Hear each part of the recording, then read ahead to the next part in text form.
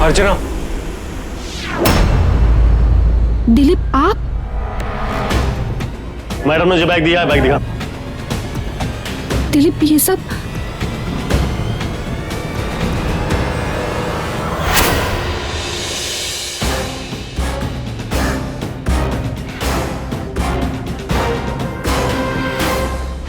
अर्चना शर्मा, लगभग 30 साल की ये महिला बेहद घबराई हुई नोएडा के एक मॉल के बैग काउंटर पर अपना बैग जमा करती है, लेकिन उसी समय एक आदमी पुलिस के साथ आकर उसे रोक लेता है और पुलिस उस बैग की तलाशी लेने लगती है। बैग में से 10 लाख रुपए मिलते हैं। 10 लाख रुपए यहाँ लाने का मकसद क्या था और आखिर क्या कहानी है उस महिला और उस आदमी की?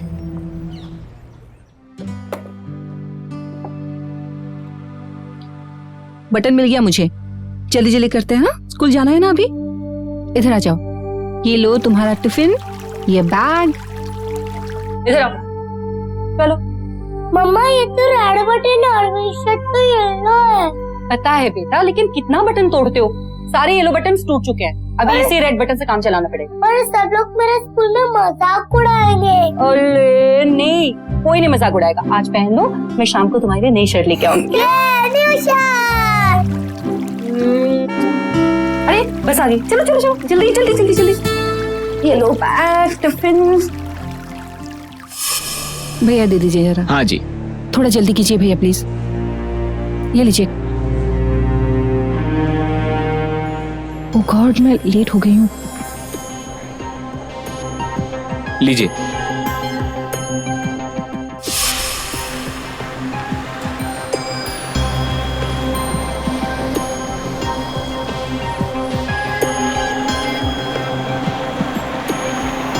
कितना हुआ? 50 रुपए।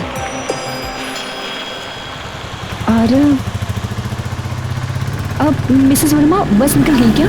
हाँ बस अभी अभी निकली। अरब उतरकर बिल्डिंग की तरफ ही गया है। ओह शायद लिफ्ट की तरफ ही गया होगा।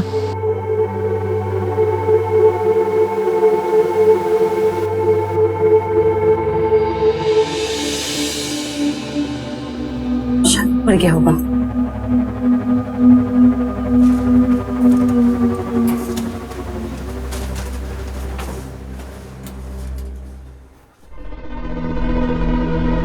आरिफ यहाँ भी नहीं है, कहाँ चला गया वो?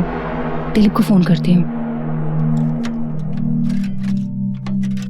दरवाजा अंदर से लॉक्ड है, लगता है दिलीप आ गए होंगे। अच्छा हुआ आरिफ को ज्यादा देर वेट नहीं करना पड़ा।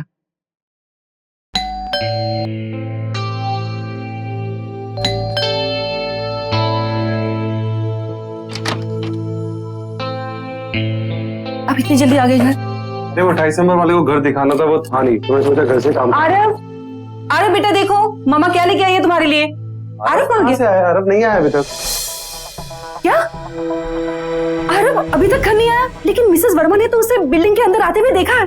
तो बिल्डिंग के दोस्तों के साथ खेलने गया होगा। ओके, मेरे लिए तो चाय बना दोगी प्लीज। ऐसे बाप हो तुम, बच्चा स्कूल से घर नहीं पहुंचा और आप रिलैक्स होकर बैठे हो। आरव!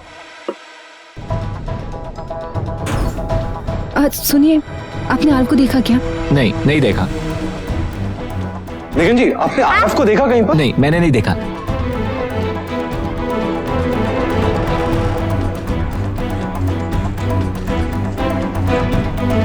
अर्चना बाहर देखते हैं। कहाँ गया होगा वो? Okay, thank you. क्या बोला उन्होंने? आरव के हर दोस्त के घर फोन करके देख लिया, कहीं पे भी नहीं है वो।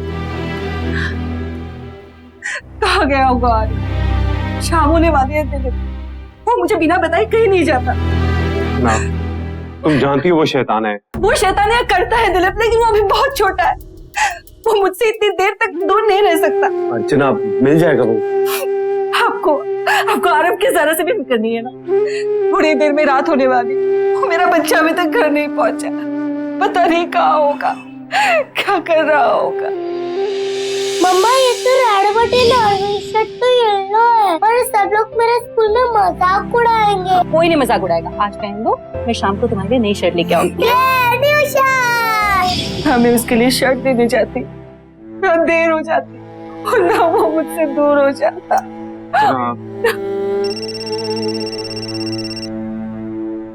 हेलो,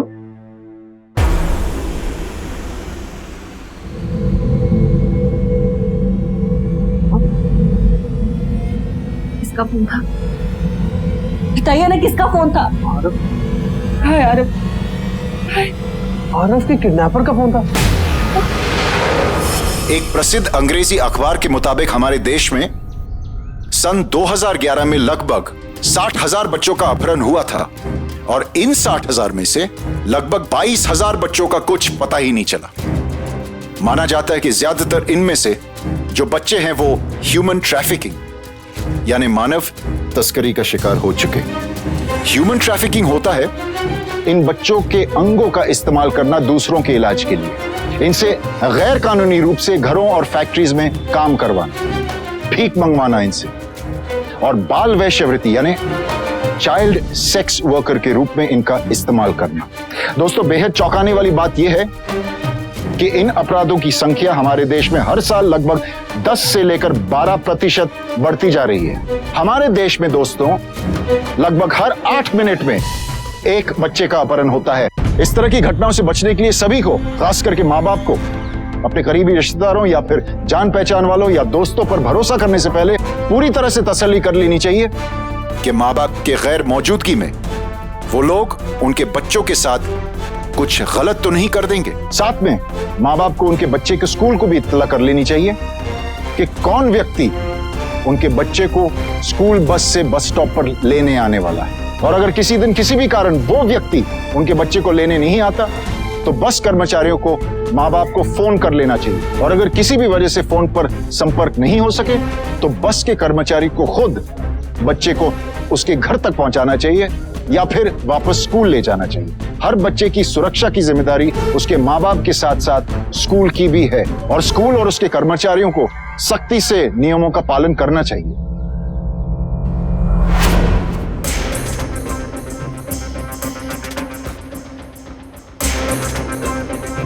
अर्चना, मैडम ने जो बैग दिया है, बैग दिखा।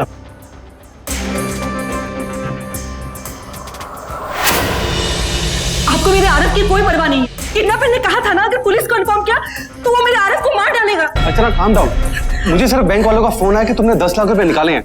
मुझे लगा तुम किडनैपर वालों को देने जा रही हो, इसलिए मैं पुलिस वालों को लेकर आ गया। तो क्या गलत करने जा रही थी मैं? उन्होंने कहा था कि पैसों का बैग काउंटर में रख देना और टोकन लास्ट ट्रायल रूम में रख देना। वो करती तो मुझे मेरा बेटा वापस मिल जाता, लेकिन आपने बीच में उसके बाद भी अगर आरव वापस हमारे पास नहीं आया तो शर्मा, आप पहले शांत हो जाइए। आपके पति बिल्कुल सही कह रहे हैं। इस तरीके से किडनैपर्स की बात मान लेने से ही इनका मन बढ़ता है। मुझे आपकी कोई बात नहीं सुनी इंस्पेक्टर, बस मुझे मेरा बेटा वापस चाहिए, बस। अर्चना वापस आएगा आरव, पुलिस वालों पे भरोसा रखो। देखिए, आपने आपके पति के इन्फॉर्मेशन के बाद शॉपिंग मॉल के सीसीटीवी फुटेज मंगवा लिए हैं। हो सकता है कि उसमें आपको कोई ऐसा आदमी दिख जाए जिसके ऊपर आपको शक हो।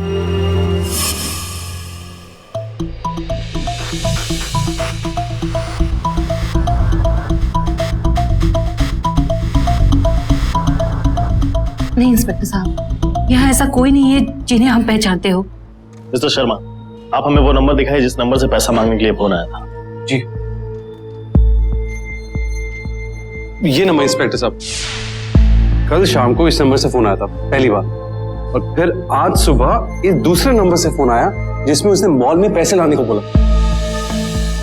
ये दोनों दो अलग अलग पीसीओ के नंबर हैं। सिंह, पता करो ये कौन से पीसीओ के हैं।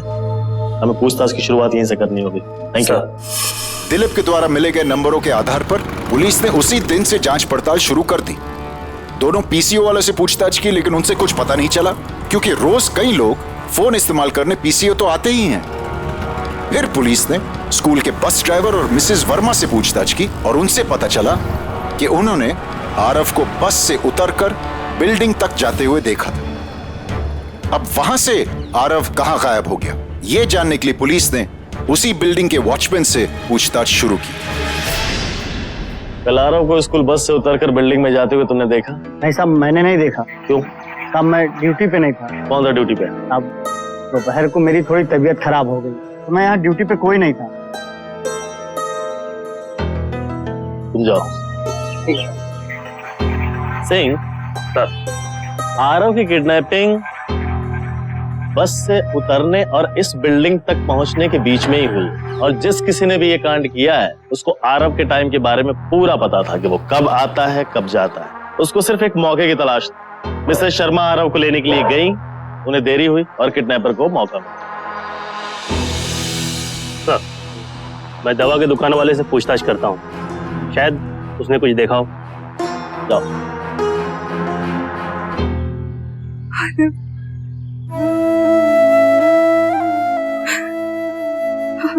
कहाँ चला गया बेटा? कहाँ चला गया? अपनी मम्मी को छोड़कर कहाँ चला गया तू?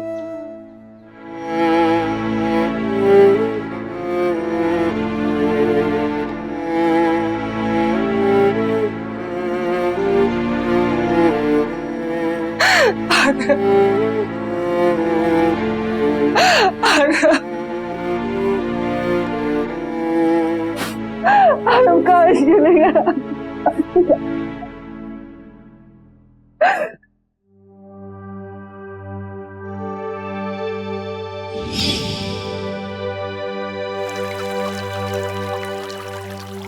रव, क्या किया ये तुमने? ये 4 दिन पहले खरीदा था, तुमने तोड़ दिया इसको। आज के बाद तुम्हें कोई खिलौना नहीं मिलेगा। दिलीप बच्चा है वो, टूट गया होगा गलती से। कौन सा बड़ा काम कर दिया? खिलौना ही तो है। गलती से नहीं टूटा, मेरे सामने उसने तोड़ा है। अर्चना तुम ना। देखो जोड़ दिया। जोड़ दिया? बेकार में चिल्ला रहे थे तुम। इसने जोड़ने के लिए तो तोड़ा था, है ना?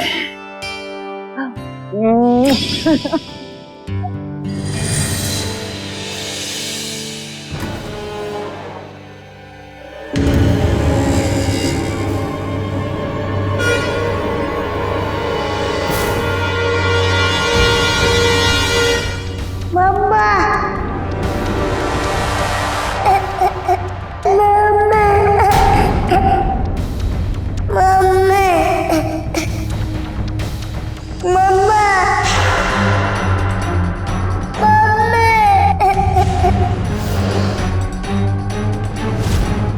ये तो पक्का हो चुका है कि आरव का किडनैप आपकी बिल्डिंग के नीचे से ही हुआ है। बिल्डिंग के नीचे से कौन किडनैप कर सकता है? ये काम आपके किसी जानने वाले ने ही किया है, जिसको इस बात की भी खबर थी कि अभी हाल ही में आपके पास बहुत सारा पैसा एक साथ आया है। मेरे और अर्चना के अलावा इस बारे में सुमित को मालूम था। ये सुमित कौन है? हमारा पेइंग गेस्ट, काफी समय से हमारे साथ में ही रहता है। सच बताऊं तो मुझे भी उस पर शक हुआ था। सुमित ऐसा कैसे कर सकता है? वो तो आरव से बहुत प्यार करता है और आरव भी उससे बहुत प्यार करता है।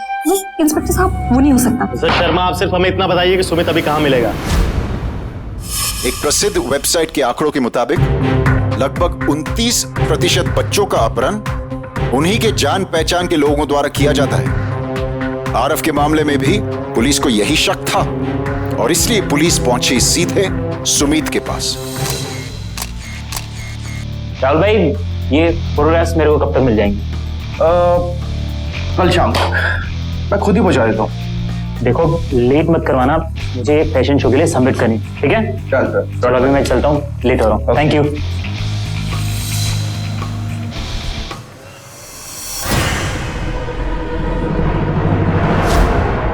पुलिस की मार तो तूने शायद कभी खाई नहीं होगी, सुना तो जरूर ही होगा। अब इससे पहले कि हम तुझे बजाना शुरू कर दें, फटाफट उगल दे, आरव कहाँ है? देखिए इंस्पेक्टर साहब, जिस दिन आरव गायब हुआ उस दिन सुबह ही मैं डॉक्टर साहब के पास गया था। एक्चुअली मेरी कुछ तबीयत खराब थी, तो जब मैं घर आया तो दवाइयाँ लेके सो गया। मैं कैसे मान लूं कि तू सच बोल रहा है? इंस्पेक्टर साहब, वो डॉक्टर वर्मा ने मेरे को ये दवाइयाँ लिख के दी थी, ये देखिए। हाँ इंस्पेक्टर साहब, ये सच कह रहा है। इसकी तबीयत खराब थी तो ये अपने कमरे में सो रहा था, इसीलिए आरव को ढूंढने के टाइम मैंने इसको नहीं जगाया। मिसेस शर्मा ने हमें बताया है कि तुम एक स्ट्रगलिंग मॉडल हो। फिर इतनी महंगी चीजें जैसे ये सोने की चेन, दिखा ना, इतनी महंगी घड़ी, इतना महंगा मोबाइल, ये जूते, कैसे मैनेज कर लेते हो ये सब? सर ये अपनी इमेज मेंटेन रखने के लिए करना पड़ता है, और ये सब चीजें मेरे पेरेंट्स ने मुझे दिलाया। अच्छा, मिसेस शर्मा ने हमें यह भी बताया है कि तुमने किसी बैंक से लोन लिया हुआ, और वो लोग हमेशा तुम्हें फोन करते रहते हैं कि पैसा कब चुकाओगे। जी देखिए सर, मेरी बात सुनिए। मैं जानता हूँ कि आपकी पेमेंट की ड्यू डेट निकल चुकी है, लेकिन मुझे बस थोड़ा सा टाइम और दीजिए। मैं आपके पूरे पैसे चुका दूंगा। मेरे को सिर्फ 2 हफ्ते देखिए, 2। तुमने किसी से लोन ले रखा है क्या? जी भाभी, वो बैंक से पर्सनल लोन ले रखा है। वो दिन में 50-50 बार फोन करते हैं।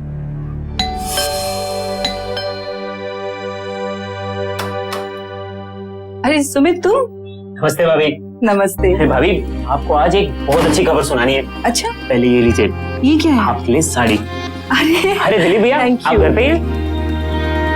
अरे आराम से, आराम से, आराम से, आराम से। देखो आरव, मैं ना आपके लिए बहुत अच्छे गिफ्ट लाया हूँ। एक रिमोट से चलने वाला हेलीकॉप्टर और एक कार। भैया ये आपके लिए। Thank you. अच्छा सुमित, तुम आज ही तो पैसों के लिए इतना परेशान हो रहे थे, और अब ये सब? अरे भाभी, वो आपको बताया था ना फैशन शो के बारे में। उन लोगों ने अपने फैशन शो के लिए मुझे साइन किया एज ए मॉडल, और एडवांस का चेक भी दिया, वो भी 1 लाख रुपए का। वाह, कांग्रेचुलेशन। थैंक यू भाभी। आरव चलो अभी ये हेलीकॉप्टर उड़ाते हैं, ठीक है? आरव बिल्कुल मेरे छोटे भाई जैसा है। अगर तुम फैशन शो के लिए साइन कर लिए गए थे, दोबारा अपना पोर्टफोलियो क्यों बना रहे थे? सर मेरा पोर्टफोलियो पुराना हो गया, और जैसे ही पैसे आए मैं एक नया पोर्टफोलियो बनवा रहा था बस। और लोन के पैसे चुका दिए? बस कीजिए इंस्पेक्टर साहब, सुमित को छोड़कर उन लोगों को पकड़कर पूछताछ कीजिए जो मेरे बेटे को किडनैप कर सकते हैं। आपको शक है किसी पे? हाँ इंस्पेक्टर, हमारी ही बिल्डिंग में रहने वाले मिस्टर और मिसेस शाह, उनके खुद के बच्चे नहीं है, अपने ही घर में पता नहीं तंत्र मंत्र करते रहते हैं।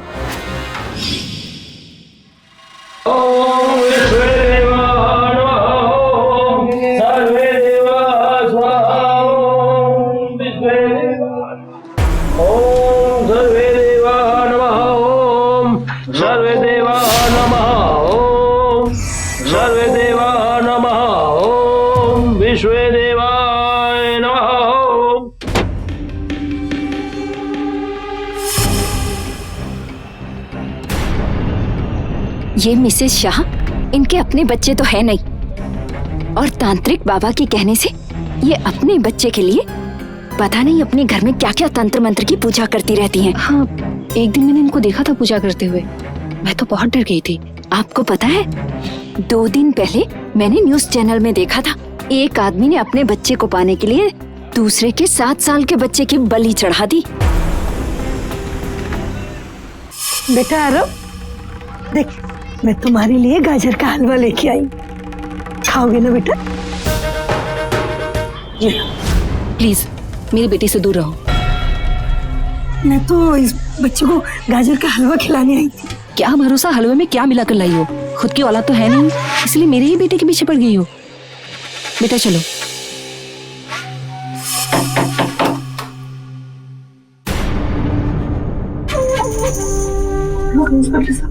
ये बंद क्या कहा? कौन है गंगा? अरे इंस्पेक्टर साहब, हम आरव के अपहरण के बारे में आपसे कुछ पूछताछ करना चाहते हैं। मगर इंस्पेक्टर साहब बात सुनिए। सर बताइए तो सही हमें कुछ। नहीं, पूरे घर की जांच पड़ताल करो, देखो कोई सुराग मिलता है क्या। चल जाओ।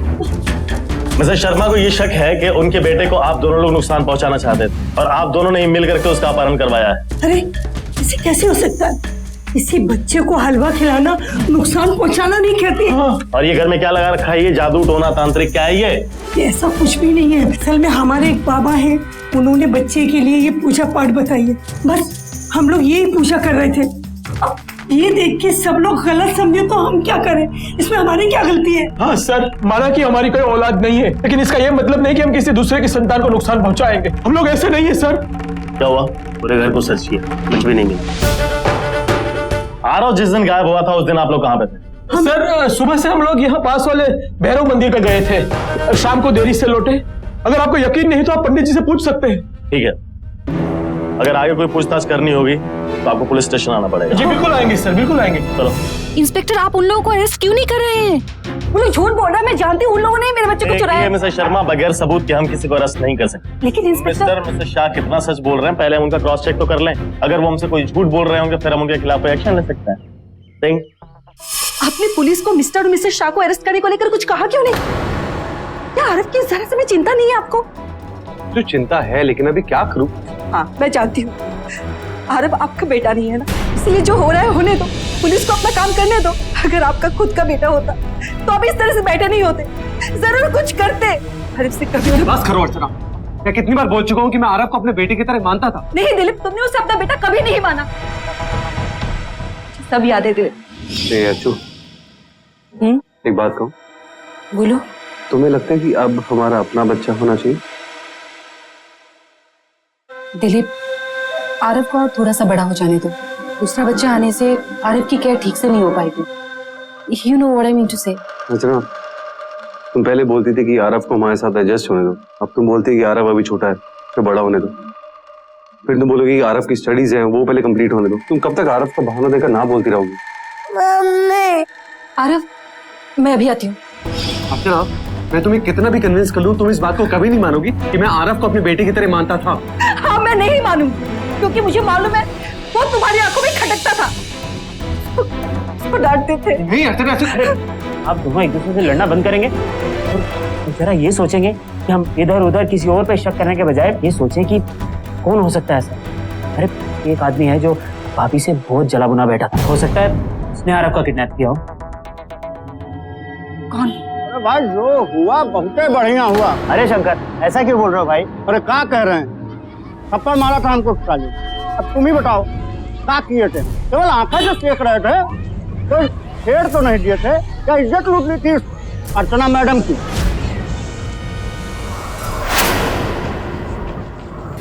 सर, उस दिन ये हमसे झूठ बोला था। किडनैपिंग वाले दिन ये घर गया ही नहीं था। रात से पहले ये घर नहीं पहुंचा था।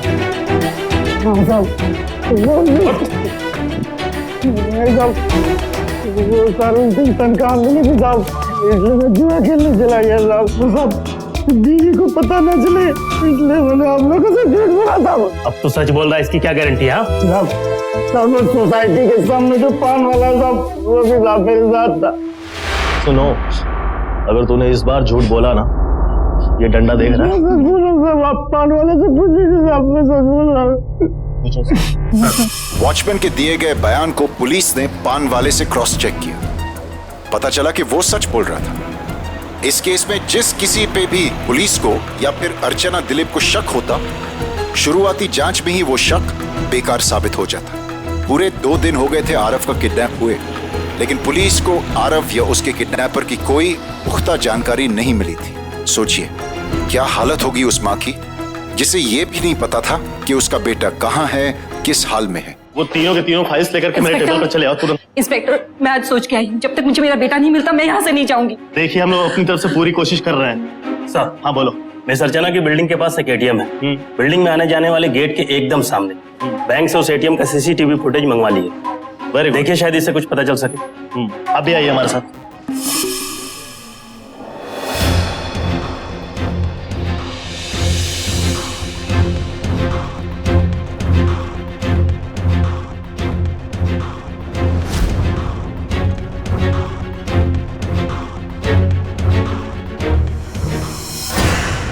आरव बिल्डिंग के अंदर तो गया है, लेकिन बाहर नहीं आया, और ना ही बिल्डिंग के अंदर से कोई बड़ा बैग या सूटकेस बाहर आया है जिसमें आरव को लेके कहीं बाहर जाया जा सके। आप कहना क्या चाहते हैं इंस्पेक्टर?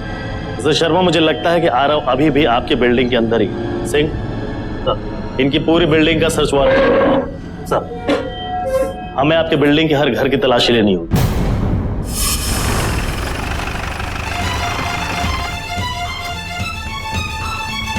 आरव का अपहरणकर्ता इसी बिल्डिंग में अगर होगा तो भागने की कोशिश जरूर करेगा। आप यहीं गेट पे खड़े रहिएगा, हर आदमी पे नजर रखना और कोई भी आदमी बिल्डिंग से बाहर नहीं जाना चाहिए। सिंह, मेरे साथ में चलो। मैडम, आप भी आइए।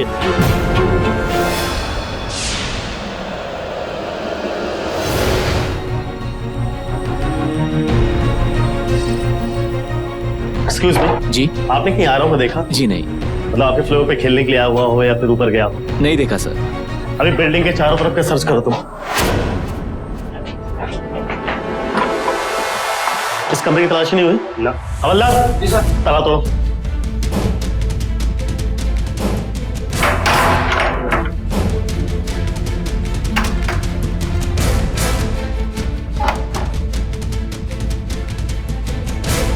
सिंह, पूरे घर को छान मारो।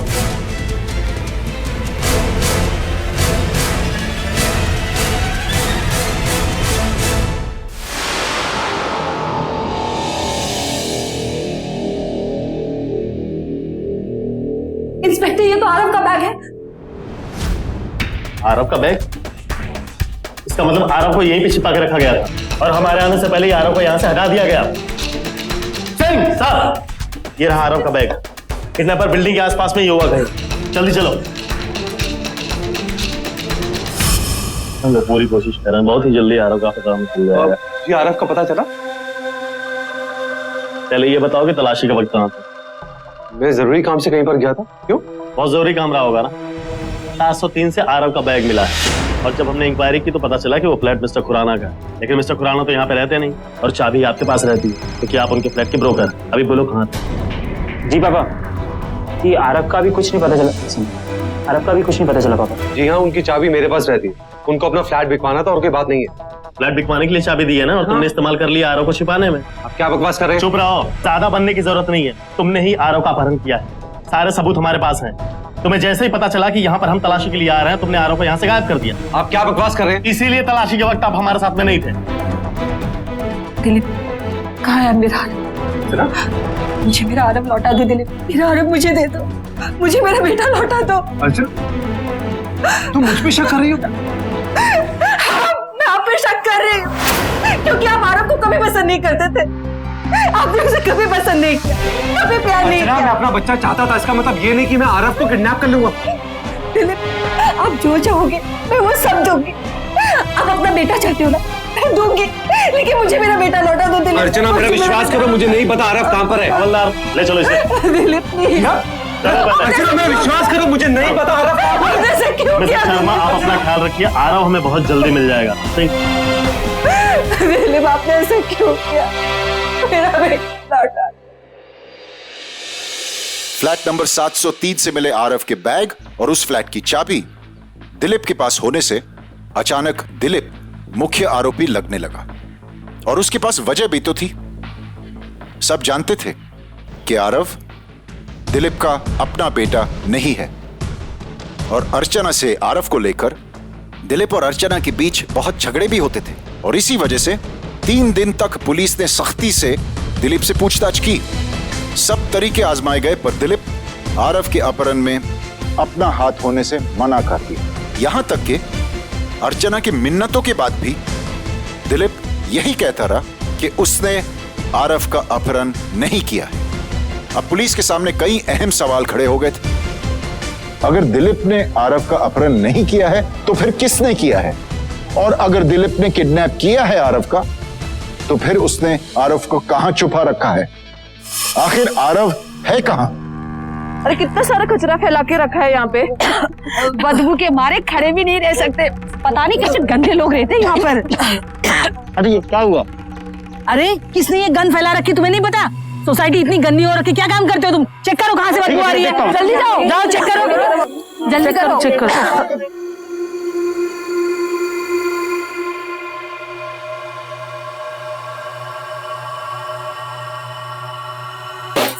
क्या कर रहा है?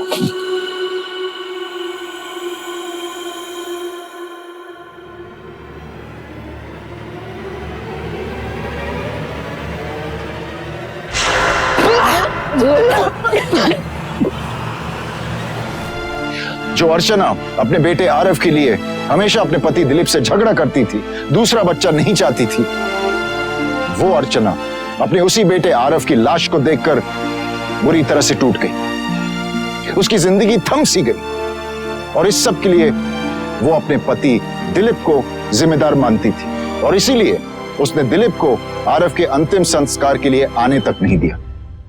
दूसरी तरफ दिलीप पर आरव के अपहरण और हत्या का केस दर्ज हो चुका था। सारे सबूत दिलीप के ही खिलाफ थे। अब तो ऐसे लग रहा था कि सजा होना तो तय है ही। फिर दोस्तों कुछ ऐसा हुआ जिसकी वजह से सारा केस पलट गया। सबके सब हैरान होकर रह गए।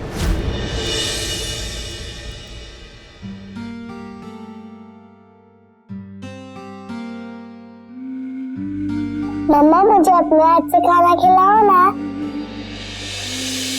आरव, हाँ।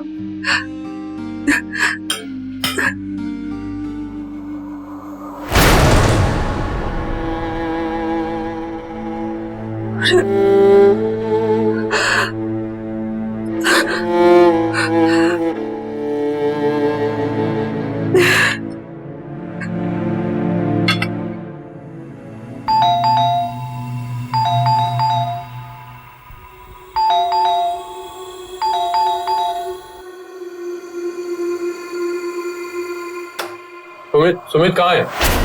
आप लोग कौन है? पहले बताइए सुमित कहाँ है? अरे ऐसे कैसे अंदर आ गए? सुमित का कमरा कौन सा है? बताइए। अच्छा चलो। सुमित, अरे आखिर बात क्या है? यहाँ पे तो नहीं है। आप लोग? अरे वो हमारे सेठ का पैसा खा के बैठा है, हम लोग उसे ढूंढ रहे हैं। घर पे आएगा तो उसको बोल देना हमारे सेठ का पैसा वापिस दे दे, नहीं तो काट के रख देंगे। चल चल।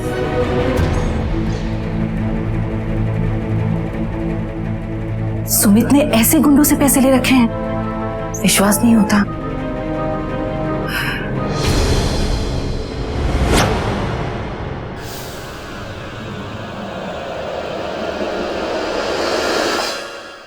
ये रेड बटन यहाँ कैसे आया? ये तो मैंने आरिफ के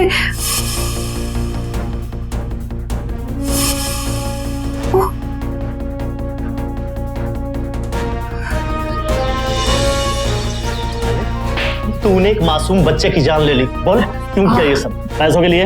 इंस्पेक्टर साहब, मैं ऐसा क्यों करूंगा? मुझे पैसों की कोई कमी नहीं। मेरे पेरेंट्स के पास बहुत पैसा है, वो हर महीने मुझे पैसा भेजते हैं। फिर मैं बुलाया है, तेरे पेरेंट्स को भी बुलाया है। उनके आते ही पता चल जाएगा कि तू कितना सच बोल रहा है।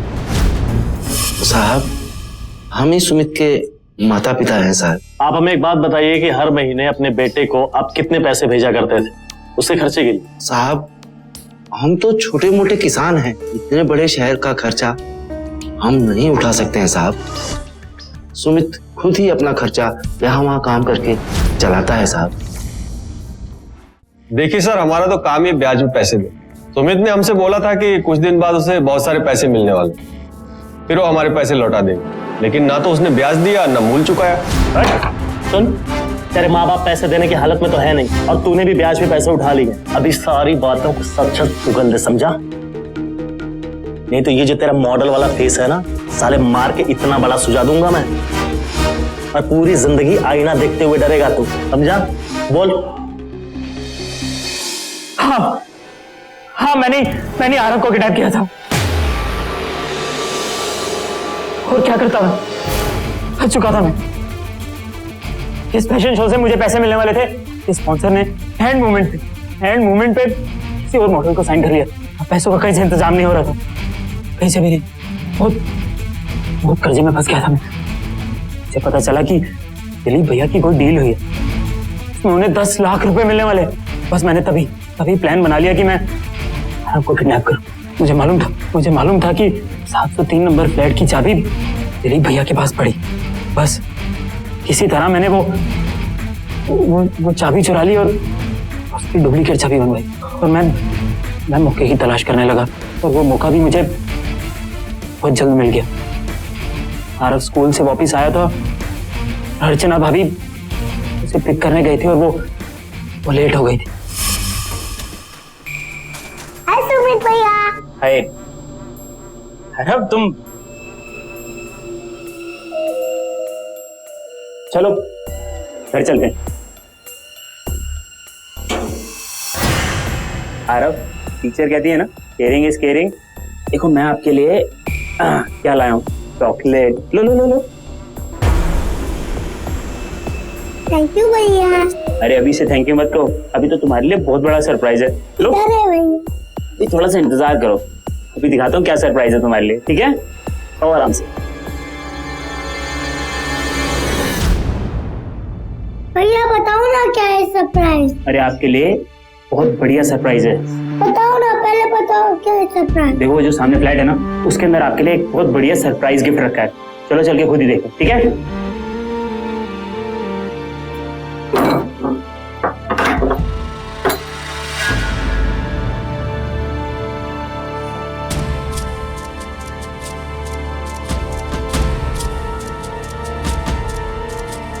भैया यहाँ तो कुछ नहीं है। यही तो सरप्राइज आ रहा हो। जो आपने चॉकलेट खाई है ना, मैंने उसमें बेहोशी की दवा मिला दी। अब तुम आराम से हो। फिर मैंने पीसीओ से रैंसम कॉल की कि ताकि किसी को नंबर का ना पता चल पाए। मैं कभी आरव को मारना नहीं चाहता था, कभी नहीं मारना चाहता, बल्कि मैं तो उसे 703 नंबर फ्लैट में लेकर गया और क्लोरोफॉर्म सुना के खुश करके रखा हुआ था। मैंने सोचा था कि जब ये सारा मामला ठंडा हो जाएगा उसके बाद मैं खुद उसे वापस छोड़ाऊंगा। लेकिन तब पुलिस एटीएम के सीसीटीवी कैमरा फुटेज में देख चुकी थी और पुलिस को ये पता चल गया था कि आरव इसी बिल्डिंग में। तब मैं उसे 703 नंबर फ्लैट से अपने फ्लैट में ले आया। मैंने वही किया, बेहोशी की हालत में अपने बेड के बॉक्स में डाल दिया। मुझे मालूम था पुलिस बिल्डिंग की तलाशी लेगी, चप्पा चप्पा छान मारेगी, लेकिन कोई भी दिलीप भैया के फ्लैट को तलाश करने के बारे में बिल्कुल नहीं सोचे। और हड़बड़ी में आरव का बैग वहीं पे छूट गया और इसका फायदा भी तुझे हुआ। हमारा पूरा शक मिस्टर शर्मा के ऊपर चला गया और तू साफ साफ बच गया। हाँ, जब दिलीप भैया अपने काम से वापस आए तो आपने और अर्चना भाभी ने उन्हें दोषी समझा और उसी समय मेरे को अपने कमरे से आवाज आई, क्योंकि सिर्फ मैंने नोटिस किया और मैंने अपने मोबाइल की रिंगटोन खुद ही बजाई और इसी बहाने से अपने कमरे में चला उसे क्लोरोफॉर्म सुंघा के वापस बेहोश करना चाहता था। पता नहीं कैसे वो मर गया इंस्पेक्टर साहब। और फिर तूने आरव की डेड बॉडी के पास में दिलीप का रुमाल प्लान कर दिया ताकि दिलीप पकड़ा जाए और तू बच जाए। वो तुझे भैया बुलाता था, पता है ना तुझे? अपने परिवार जैसा मानते थे हम तुझे। तो क्या तूने ऐसा क्यों छोटे से बच्चे के साथ ऐसा क्यों किया?